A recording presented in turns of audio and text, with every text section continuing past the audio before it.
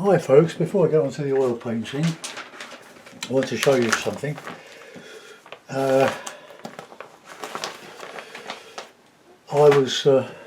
had these 3 script brushes delivered on Saturday morning, I think it was. I came back and I started to scribble around just to see what they would do. I want a good alternative to a rigger. Now I've got a longer one of these that I've had for many years. I can't find it at the moment, but no matter. It's almost worn out, but these come to this beautiful point. They were £4.50 for the 3, including postage, Chinese or Japanese script brushes, and I was just practicing on this Saunders Waterford. So let's have a little muck about to show what I was doing. So a bit of a Payne's Grey and a bit of ultramarine,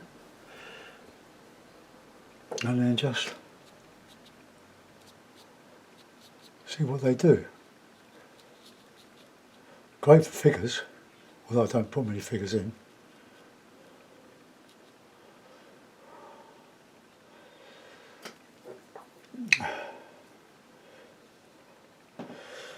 Well, they work okay. Figures, it's a little head, bigger body.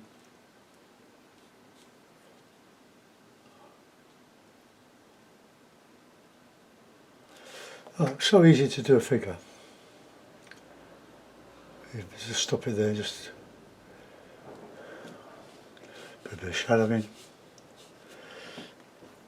They're great fun to do. It's good to practice your figures on a scrap of paper. This is on another failure. No, not failure. I'm reading a great book at the moment by a guy who was I can't remember his name for the moment. A friend gave us the book. He was the art director of BBC, and a lot of wisdom.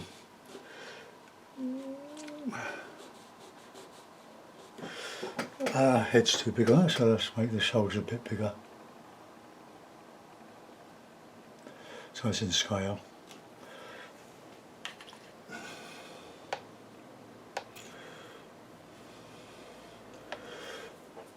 Just Seago figures. I think Seago was the master of these. Much copied. Now when you see these type of figures in a landscape, you'll know where it's come from. Probably from Seago. Okay, but it was trees. I like, instead of using the hake all the time, just to do some trees with.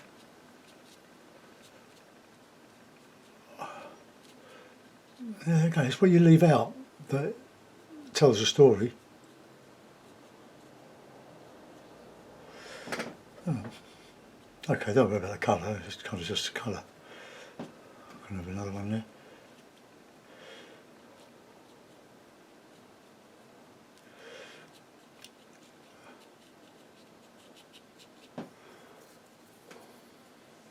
Oh, beautiful point. But look what they do. With a rougher paper, this would be much more effective. I'll do a couple more. Blue. Payne's. I like Payne's and Payne's blue, grey, and blue. Gives you a lovely cool colour on the horizon.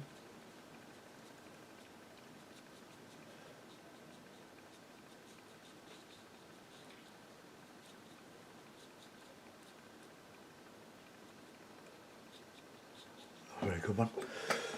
That was a good one. These all got progressively not so good.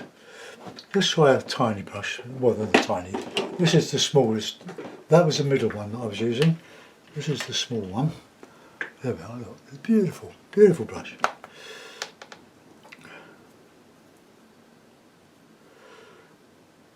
One of my YouTubers followers put me onto them.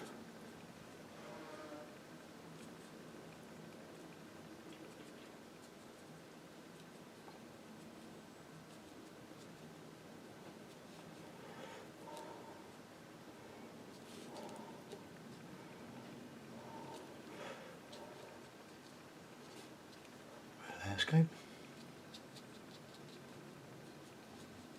the distance.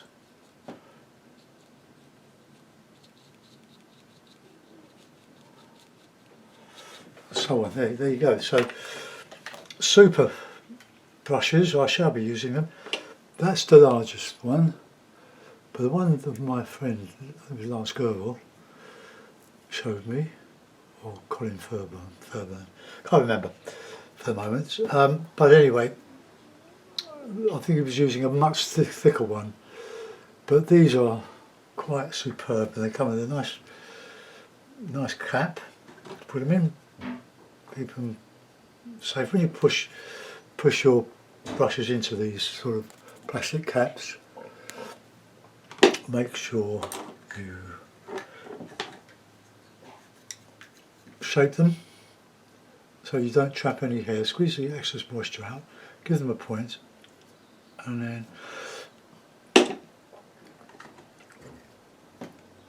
store them safe. There we go. So 3 brushes, £4.50. Now that's £4.50 of anybody's money. Right, it's okay, put that in the tray. I'm going to turn the painting over. Now this book I'm reading, a friend gave me, it just goes to show that you don't need qualifications to be an artist or a degree. You just need a desire to be creative. And once you start doing this, you are an artist. But you get lots of so-called failures on the way, loads of them. But you don't want to regard them as failures. You want to regard them as stepping stones. They bring you closer to your goal, even if you don't know what your goal is, and you probably won't. It's where you end up after years and years of growing, not necessarily failing.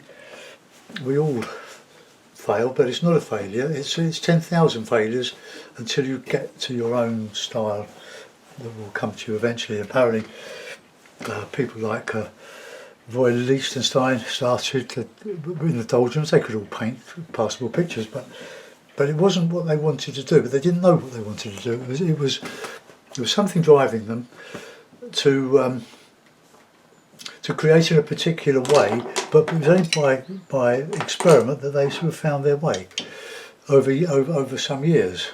Brigitte Riley, another one, I suppose. But the other one person that was more or less true to his beginnings was Howard Hodgkin, Sir Howard Hodgkin, who died a couple of years ago. Sad, I loved his work. He was doing the same sort of stuff from art school right the way through, just developing it. And some of his work I find absolutely excruciatingly wonderful. Right, let's put some paints out. Now, you'll have a bit of a shock when I turn this painting over. Let's put some white out. So we've got 5 colours: cadmium yellow, pale, yellow ochre, red ochre, cadmium red and ultramarine. Alright, there we go. There, and there we are. This is a so-called failure. Alright, so I painted it in black. I do occasionally paint in black, but not very often. It depends what's underneath it. But mostly not for an aesthetic reason, but because I want to obliterate what's underneath. Oh, I'll put in a bit of tape and put them here just to hold that bit, and a bit over the top to hold that bit.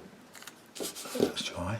It's just a bit of black acrylic, quite thick, and I mixed it with some PVA glue so that it would spread. It's a little bit lumpy, but I'm just going to paint. I've got nothing particular in mind other than blending. I really do enjoy blending these pictures, and I'm slowly going back to where I was about a year ago when I was doing all the blending ones. Now I can't find my blending brush.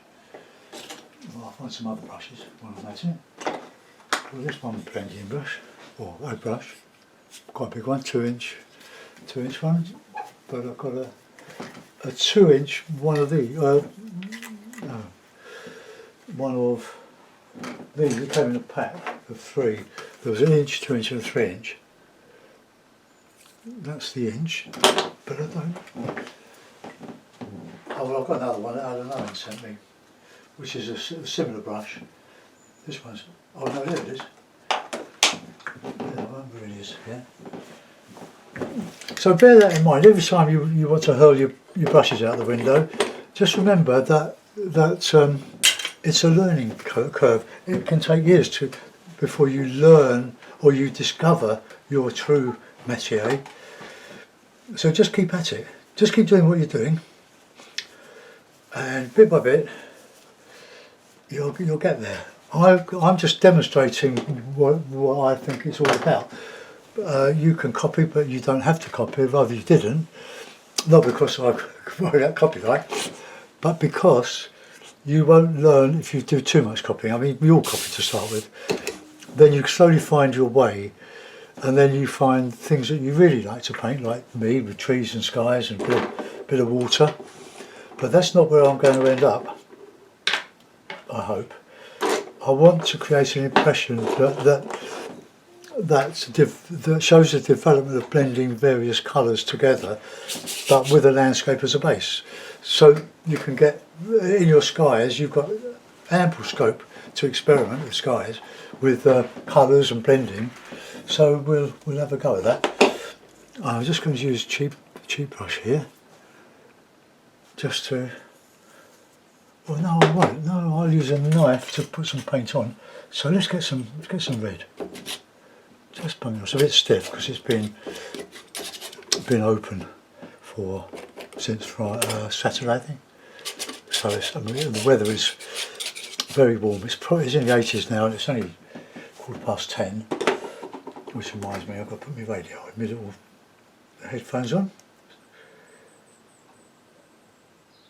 because I do like to listen to radio. I'm on a talk radio while I'm enjoying painting. But I don't paint anything other than for YouTube. So maybe that's holding me back, because I'm not alone in my studio, am I? Because I've got you for company. And then we'll put in let's have some blues, get a bit of paper. We'll have some ultramarine. And then we'll have some, let's just clean that off a bit.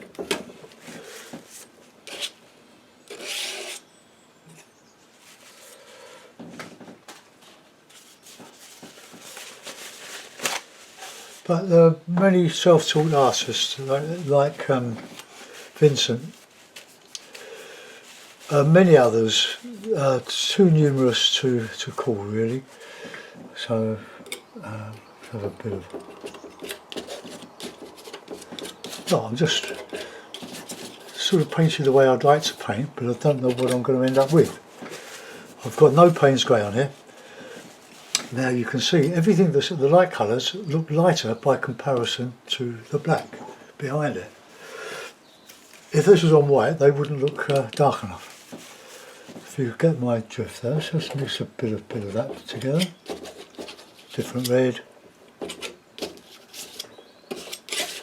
And we'll have a bit of landscape, a bit of blue in there, like a green. A luminous green, bit of this, bit of that, and then we'll see where we go with that. Now, I think this is a good exercise if you don't know what you want to paint, but you want to paint, is to do something out of the ordinary. So like, oops, I'll just put some oil out, some linseed oil. It's ordinary linseed, because we're going to use quite a bit of it. I'll put some dryer in as well. Let's be drying linseed oil. Pretty expensive, so I only use a few drops of it. Oh god, yeah, that's a quid's worth gone. Right, okay, so get me brush. Oh, just cleaning up my old laptop here.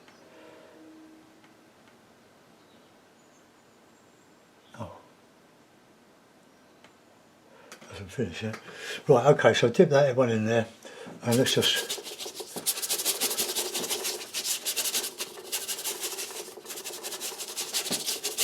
so just from my phone on, I've got hundreds of comments.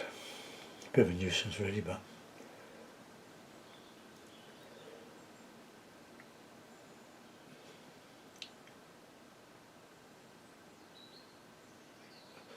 nearly there.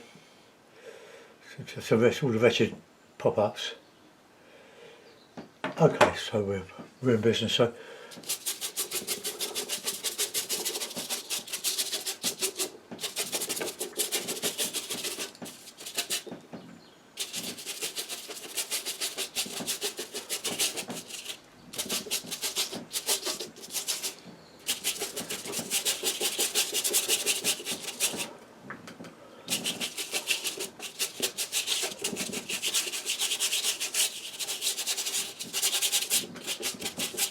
I might clean my brush.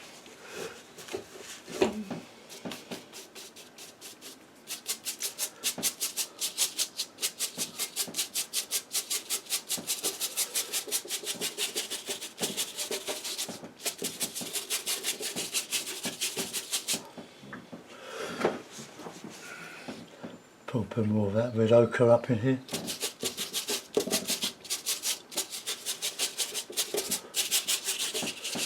Okay, well, look, in seconds we've got a sky, haven't we? Yeah, I'm sorry for you watercolours.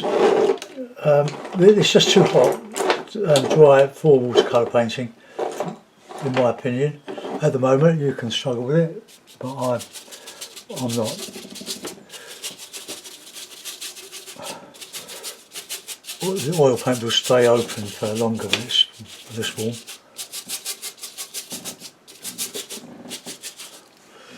Okay, well, get some more. I don't think I'll ever go away from landscape, but you never know. You never know where you're going to end up.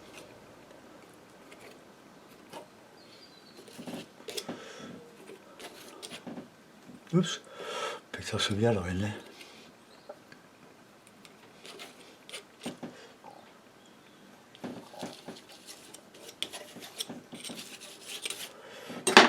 Okay. It's the blending, so these colours sort of peering through the linseed. I mean, painting isn't just about doing a portrait realistically, it's about creating. We go through lots of stages, and we go through a lot of stages where we're failing, or we think we're failing, but we're not. It's just taking us closer to where we want to go, even though we don't know where we want to go. It's a journey.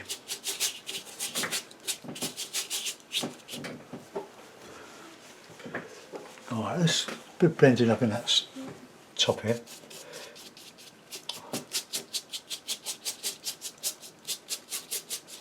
So this is a lovely soft nylon flat brush. That wasn't very expensive.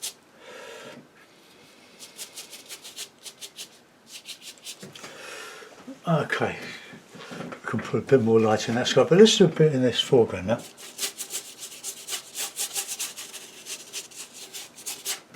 A bit of red in there.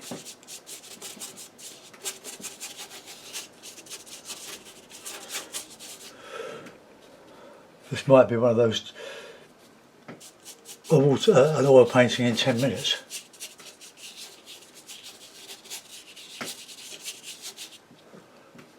Bit of white in there.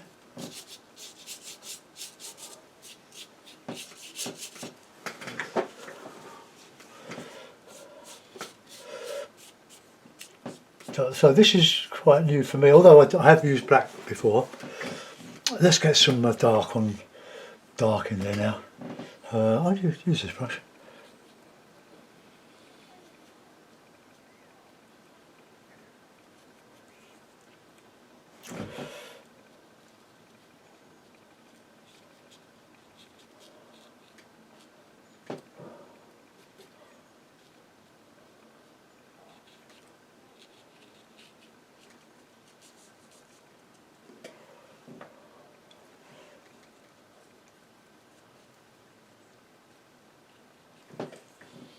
Just a little bit of paint on there.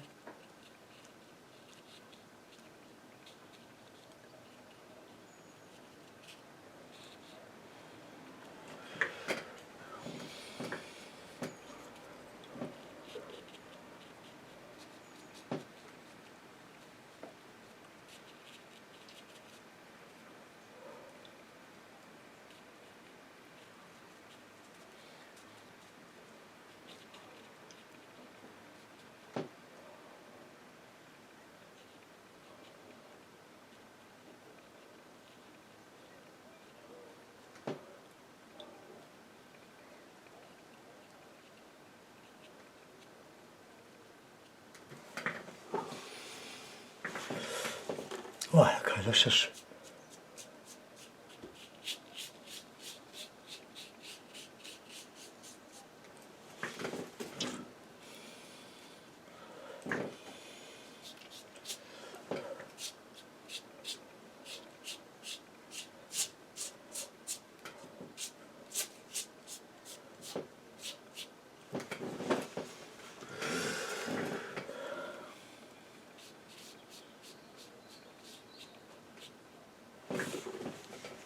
right, a bit of more light in that sky, I think.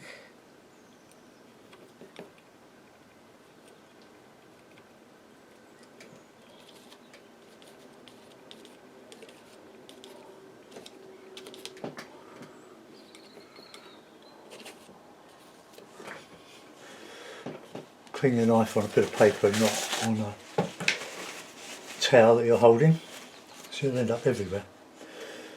Right, okay, now here we go.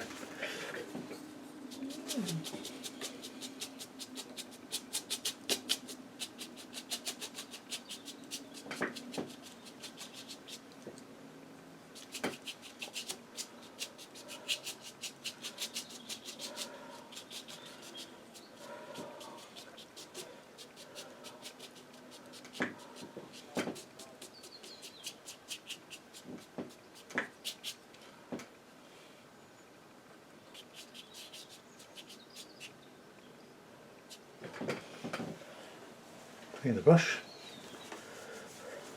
Excuse me, I'm just going to cut this towel in half, it's far too big.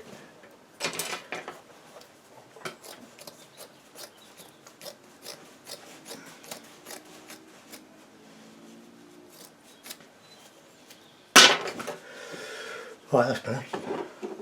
Clean the brush.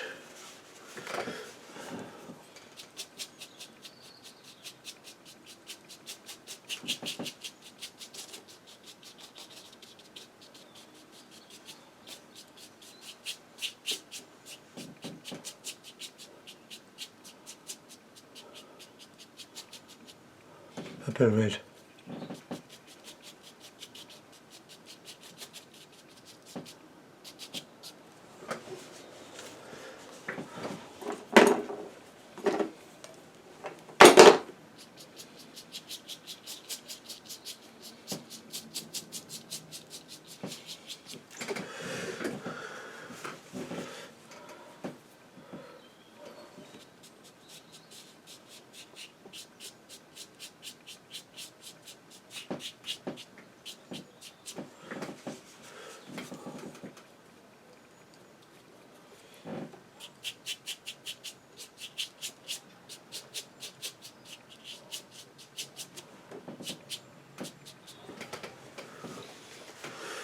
Oh, yeah, see, I can see a bit of a sunset.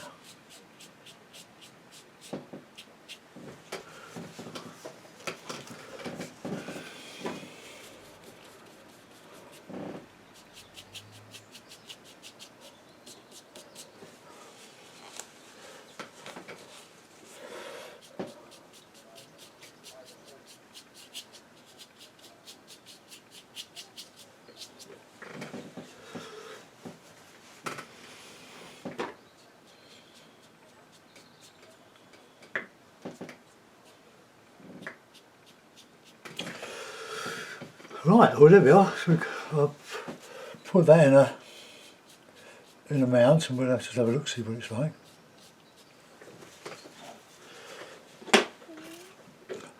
Right.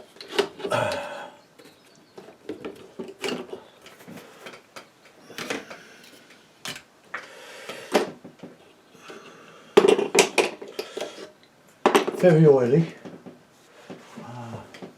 I've got a new mount here somewhere. Oh, I'll put that one on.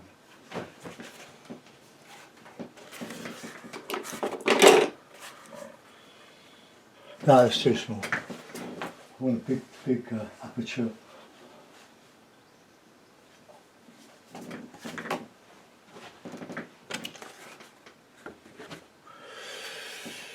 Ah, right, okay.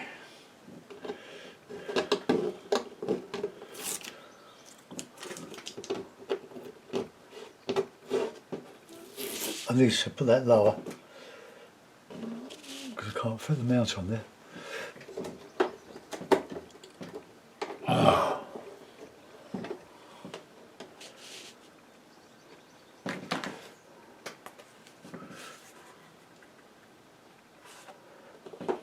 Get off.